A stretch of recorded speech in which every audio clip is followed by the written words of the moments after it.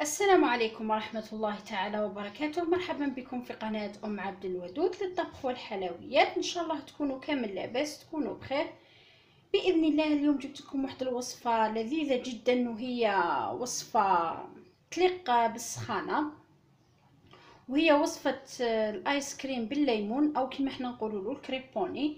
لكن هذه الوصفة بطريقة سهلة جدا وبدون بيض للناس اللي ما تحبش البيض. نحتاج كمقادير لهذه الوصفة. أنا هنا عندي 3 حبات عصير 3 حبات ليمون. أنا الليمون حبات متوسطة عصرتها، ضفت عليها قليل من الماء حتى لحقت لي لهنا، وضفت عليها ملعقة من عطر الليمون. هذا بالنسبة للليمون.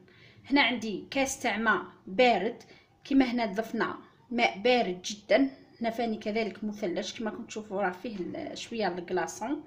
هنا عندي كاس سكر، وهنا عندي 3 ملاعق من غبرة الشانتي.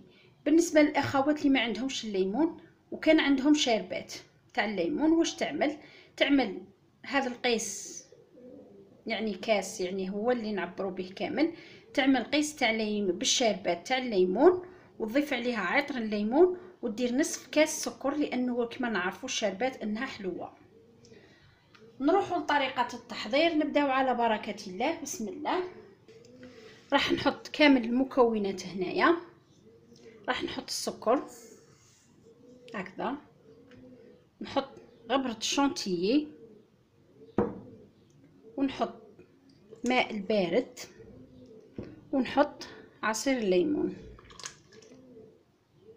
هادو راح نخلطهم. الاخوات يعني اللي تخاف السكر انه ما يذوبلهاش، واش تعمل حتى تذوب السكر في وسط الماء، تعمل هذه الطريقه. انا راح نخلطو هكذا كيما هكذا. خلاص السكر راهو ذاب لي. راح نحطو في الخلاط الكهربائي لمده 10 دقائق. اخوات اللي عندها الباتر تستعمل الباتر. راح نخليه يتخلط مليح، ومن بعد باذن الله نشوفوه مع بعض. راح نزيدو بالسرعه.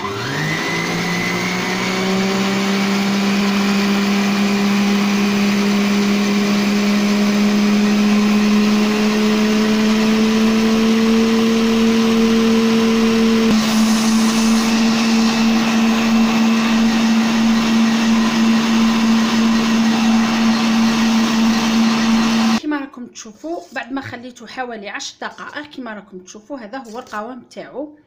ورائحه الليمون اللي راهي تنبعث منها زكيه جدا. الان نجيبوا علبه بلاستيكيه ونحطوا فيها الخليط تاعنا.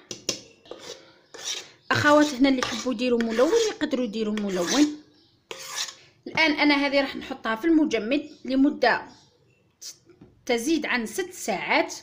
اللي تحب لاكريم تاعها يعني يجيها، او الايس كريم تاعها يجيها بنين ويجيها مليح، تخليها من 6 ساعات واكثر. انا راح ندخلها للمجمد، وباذن الله نشوفوها جاهزه في اكواب التقديم. اخواتي الكريمات، هذو هما لي كلاص تاعنا تاع الكريبوني، راهم جاهزين بابسط الطرق والمكونات. انا هنا يعني ما عنديش نعناع ولا عندي ليزاس تاع القارص، درت هنايا كاختياري لي سيغار هذو زينتهم بهم. انما الذوق ما نحكي لكمش، ما شاء الله رائحه الليمون راهي تشهي، يعني خصوصا مع هذه السخانه هذه. كما نعرفوا انه الليمون يروي لنا العطش تاعنا. اتمنى انها تنال اعجابكم وتجربوها. اذا كانت عجبتكم ماذا بكم ديروا لي جيم اسفل الفيديو، تشتركوا معايا في القناة ليصلكم كل ما هو جديد. ودمتم في رعاية الله وحفظه، والسلام عليكم ورحمة الله تعالى وبركاته.